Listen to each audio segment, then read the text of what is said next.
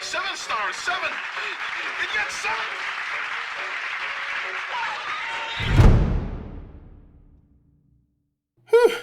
Finally escaped the void of my own existentialism. Yeah, take that, Mind Kraken! Anyhow, I was supposed to review an event, right? Oh, yeah, right there. Twilight of Wolumonde.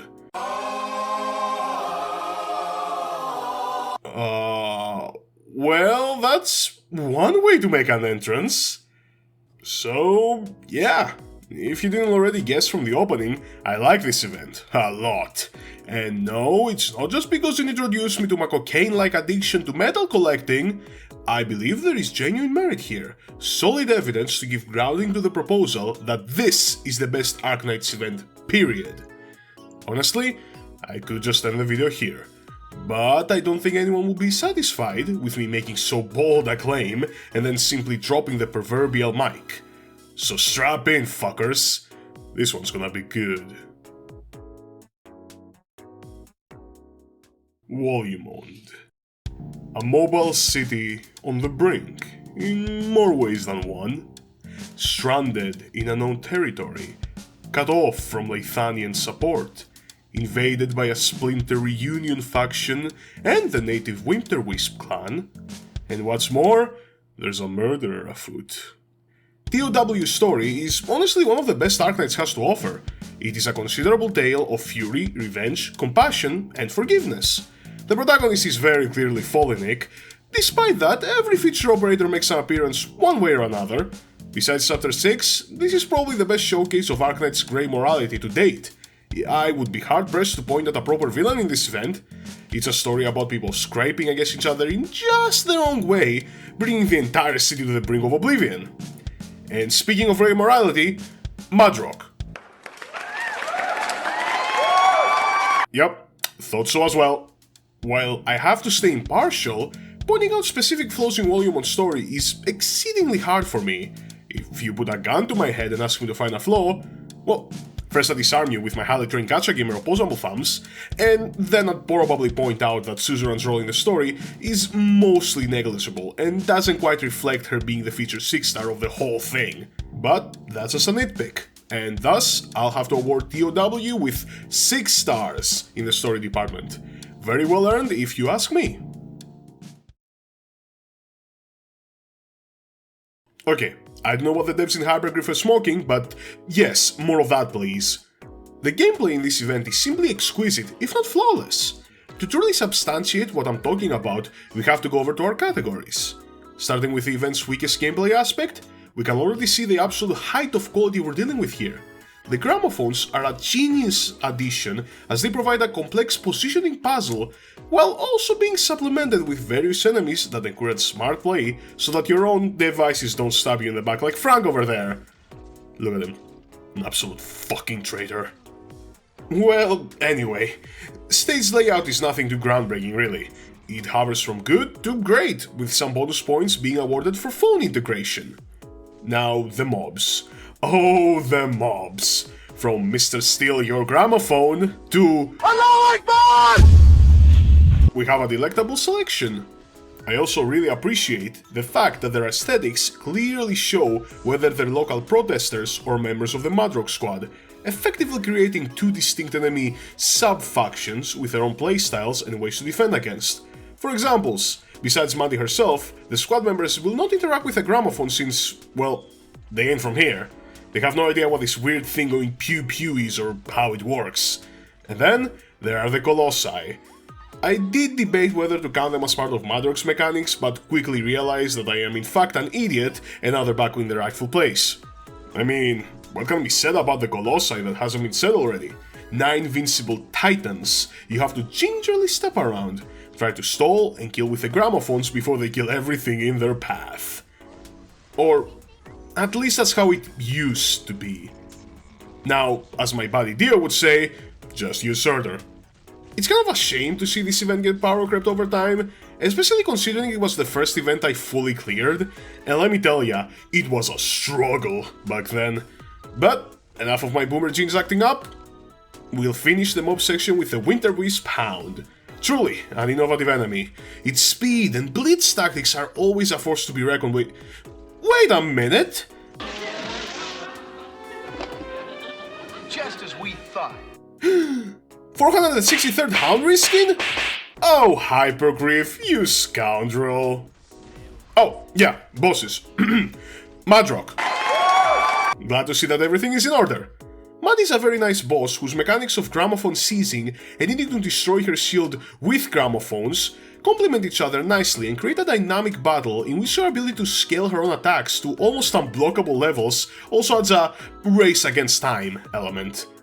While normally this would be where I end the segment, there is a gameplay feature that didn't quite fit into the categories, but was far too crucial not to add.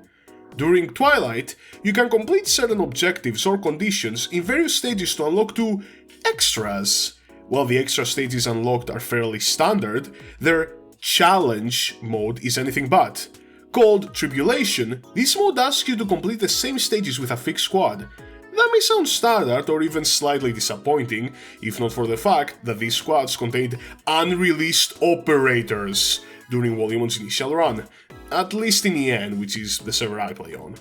These jobs include highly coveted 6-star Phantom and W. Let me repeat that. These stages let you try out motherfucking W before she was even released. Yeah, 6 stars. Obviously 6 stars.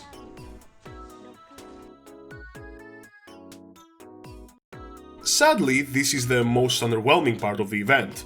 Not because it's bad or anything, mind you, but when viewed in frame with the rest of this event, it fails to achieve exceptional and instead sells for good.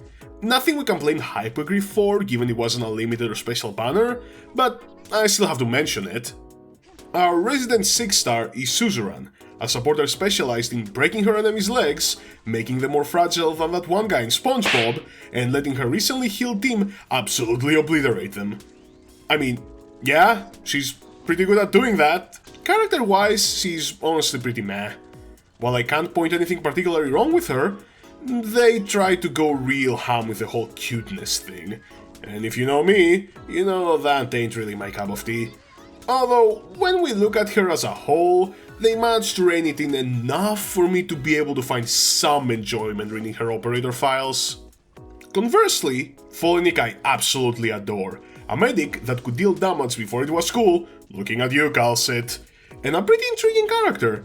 You can clearly see that she has some deep-rooted attachment issues from when her mother chose revenge over her, manifesting as both her deep bond with Calcit and her lust for revenge, which she learns to let go by the end of the event.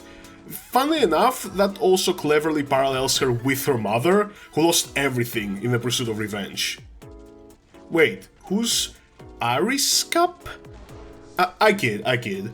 In truth, he's rather meh as far as my opinion is concerned. A ranged guard. Rather loaded field you chose there, buddy. Really sure you want to step in the same ring as Lapland Thorns the Silver Ash? Nah, he does his job fairly well, and looks pretty cool while doing it. The problem is that he's a bit of a known character in my eyes. Still gets a passing grade. Okay, so, Click is a YouTuber, 6 stars, but he's specifically a blogger, 1 star. Jokes aside, she's a very powerful 4-star caster that is often used in low-star clears and has a pretty unique skill too. I also appreciate how Hypergriff went a bit further with her animal design, rather than just giving her mouse ears and tail. It's more unique that way. Plus, her fear of felines is weirdly adorable, and this comes from a being who is cosmically compelled to destroy any trace of cuteness out of the place of this puny planet. Ooh, it's really nice, I dig. So yeah, everything said, I sadly cannot give this operator lineup the pristine rating of 6 stars like I might have liked. Folenic and Click's existence, really changed my mind on the war crime filming mouse while I was writing this. Does most of the heavy lifting towards the final rating of 5 stars. Alright, I know you guys are waiting for me to finally come clean with my addiction, but I think it is only fair to go through everything else before reaching that point, starting with the furniture. Lithuanian Knights is an absolutely beautiful set that manages to be atmospheric with the little space that Arknights furniture set can give. Unlike Undertides' set, I don't think this clashes with the themes of the story. it is a bedroom overlooked by Lethanian's starry sky. Symbolically speaking, it kinda fits. And while I would have to wonder what 5 Rhodes Island operators are doing in a single Lethanian bedroom, that criticism applies to about 3/4 of all furniture sets, and can't be overlooked since they're just fun decorations anyway. As for the skins, what they lack in quantity, they more than make up with quality.